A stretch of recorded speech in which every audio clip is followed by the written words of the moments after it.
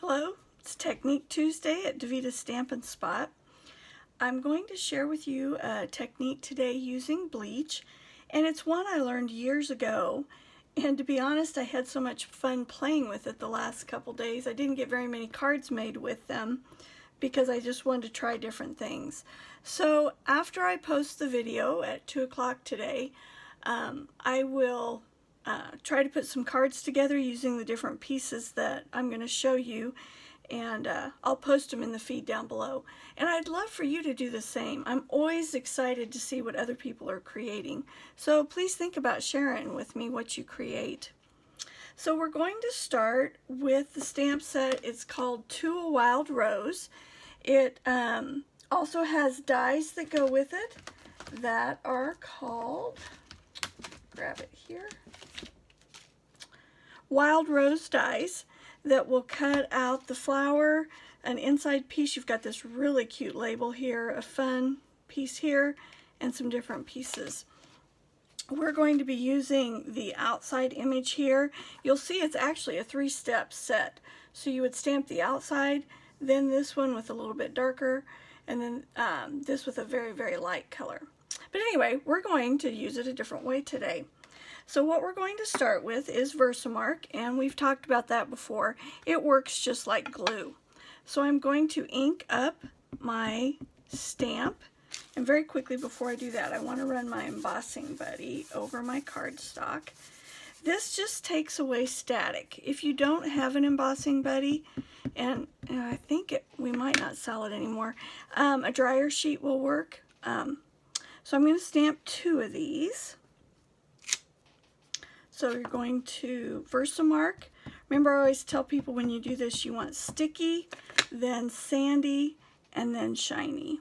So we'll stamp 2 of them. Then I have clear embossing powder here that we're going to put over the top.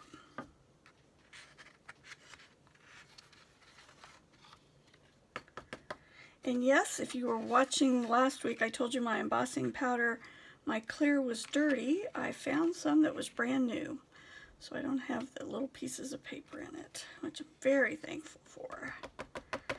Tap off any excess. I'm going to bring in our heat tool, heat this up.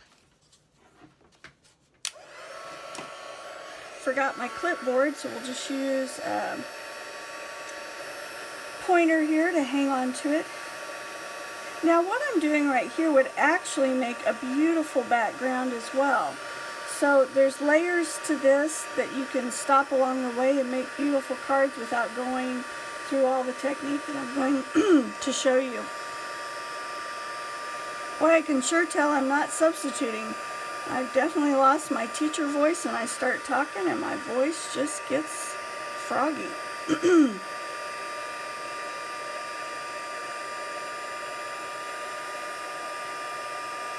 If you're one of those that you like subtle colors, earth tone colors, you could stop right here with a card, because you could do this as a background and just leave it like that.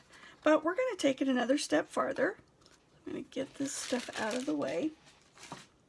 What I did was I went down to my laundry room and I took it was actually one of the old clear embossing powder holders here, and I filled it about 1/3 of the way full with just regular Clorox bleach, and then I filled it up with water.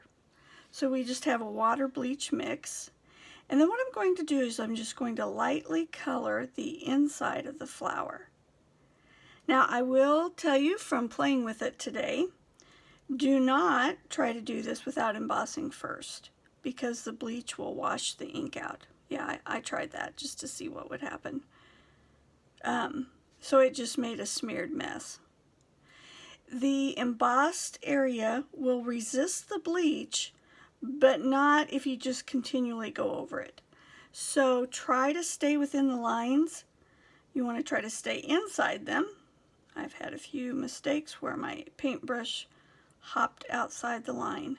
And I'm trying to stay where I'm very light on the embossed part, because, like I said, it will kind of wash out if you put bleach over it too many times.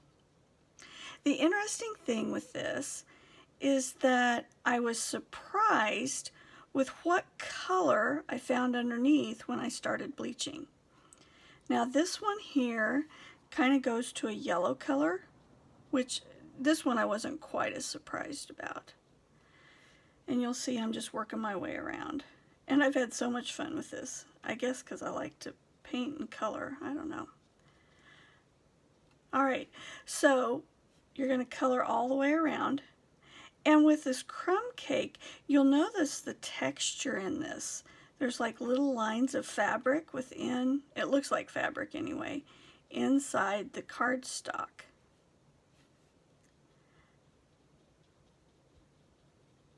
So I've colored the whole thing.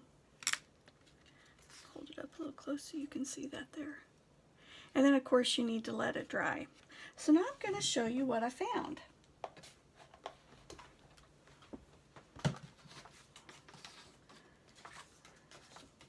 So here's one I did, and that was just one time. And that's kind of what this is going to look like. It's just going to slowly dry, and it's going to start turning yellow.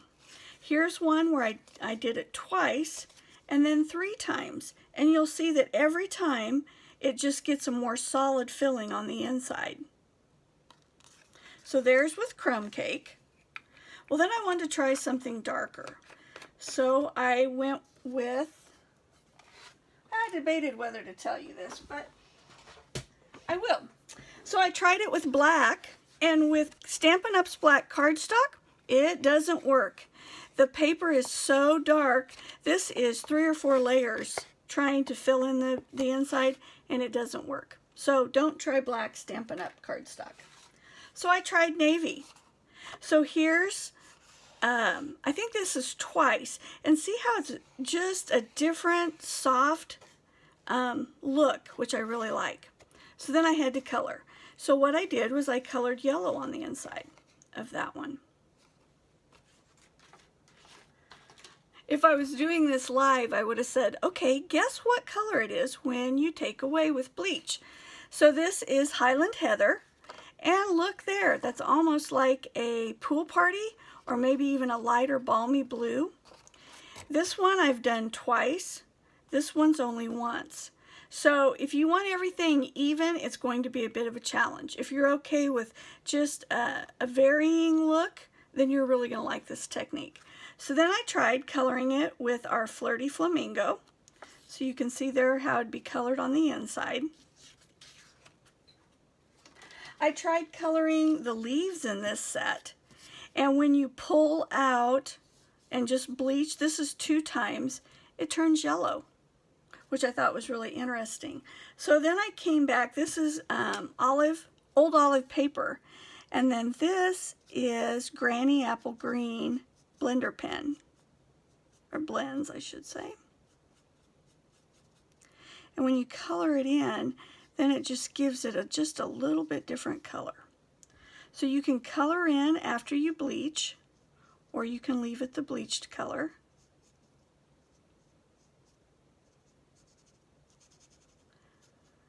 And of course, if you're really good with your blends, you can come in and add light and dark and add lots of variation to these. I just wanted to give you the basic start for it today, and I'm so anxious to see what you come up with. Now again, remember, when you bleach, try, like this is really difficult because there's lots of little lines, but don't put a ton of the bleach on your embossing, or it's going to fade out just a little bit, and then you're not going to like that. So one of the new stamp sets I just got was the Zany Zebra set. This is in our beginner kit for beginning stampers, which I think is really fun. And he's just so cute. I can't wait to play with him a bunch. But I was curious, well, what would happen if we tried to do him? So this is on Mossy Meadow paper. And I stamped him, and you can see he's a little bit white. He was almost a purple at first, so I've been adding white. This one has one more layer than this little guy. So I decided I'd try a different one. This is Granny Apple Green, and he kind of turns yellow on that one. So not too crazy about that one. Looking for a way that I could have a dark background, but then he would be black and white. And you can see with this paper, if I do it again, I'll almost get that black and white look. So I have one card to show you. This is the card I made. I wanted to share with you the different pieces that I used. So what I did with the flower is after I stamped it and embossed out the center, trying to find my flower again, I was going to show you how I colored it. Well, I'll use this one. So what I did, and you want to go light first. So this, I first started with So Saffron, and I decided it was just a little too light. So then I came back, this is Daffodil Delight. And you're just going to color. Where you bleached out the color of the cardstock, you're just going to color. Again, if you're really good with your shading, you can do the light and the dark. And you'll just color the whole thing. So that's what I did with this one. It is actually on the crumb cake paper. And I did use the dark Daffodil Delight to add some texture in there and some variety. So this background piece comes from the Ornate Layers dies. Oh my gosh, I did not buy these on the pre-order when we could, but then when I started seeing all the samples, I had to get it. Anybody else like that?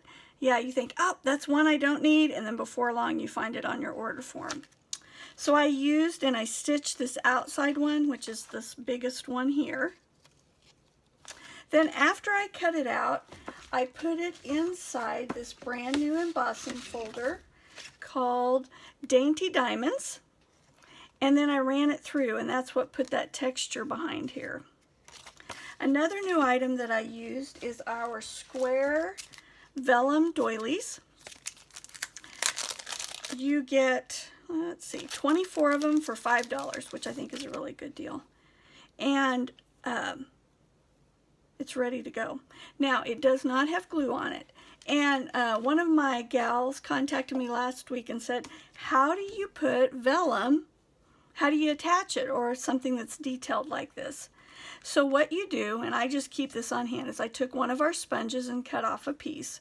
I take our Tombow glue, just put a pile on here, just a little mound, take my sponge and absorb it, then lay this piece on here and then just sponge your glue on. Now the nice thing is with the craft mat, this isn't going to stick because it's silicone. And you'll get glue where you want it, and then you can just pull it up, turn it over, and hook it down. So that's how I did this. Now I wanted it to float, so I just took down the very center of it underneath my flower. I took one of the leaves that I took the bleach and pulled out color and then added it like I did with the Granny Apple Green. I did one strip back here of our Brights Designer Series paper. These are really fun. This is like it reminds me of like a denim pattern on your jeans, and then on the back has dots. And then the other one is kind of like wood, I guess, is how I would describe it. And then on the back it has words. So you can, you get 40 sheets in here. So we have 10 colors, so that's 4 of each one, so 2 of each pattern. So I used just a strip of that. And then I used this new Daffodil Delight roached ribbon. I don't know, I'm probably saying that wrong. What I do like is it seems to have a little bit of strength or wire in the edge, so I was able to form my bows. And I love it when ribbon has that little strong edge so that your bows hold in place. I used dimensionals to pop up the bottom, this big bottom piece, as well as the flower, and everything else I just glued straight down. So that's the one card I've made with this technique. Here's the hostess code if you're interested in placing an order. If you order over $30 worth and use this hostess code, I will give you a ribbon or accessory of your choice, not the ribbon combos, but any single ribbon. So let me know if you have any questions on an order. Again, we have The new catalog's out. If you don't have one, let me know. I hope you enjoyed this technique today. I can't wait to see what you guys create, and I'll try to finish up some of these projects I've bleached, and I'll post them in the feed down below. Have a great day, and we'll see you next Tuesday.